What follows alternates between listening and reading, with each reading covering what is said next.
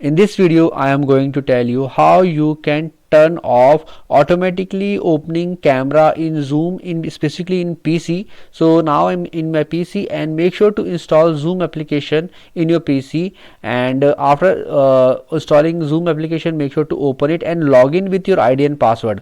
You can see I am logged in here at the right hand side, so I'm showing available.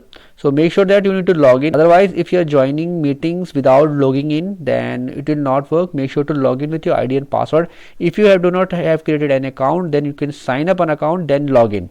After that you will get this option after signing in.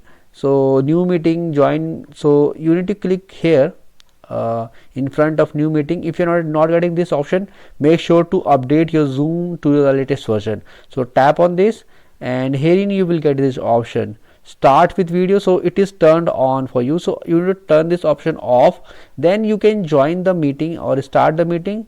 And after that your camera will not open up. You will simply connect to the meeting and your camera will not open up. You can see, so my camera is not opened up now, so it is turned off. So it is not resolved this issue. I hope friends now you will be able to do it. If you find this video helpful, just hit on the like button and also subscribe my channel for my upcoming videos.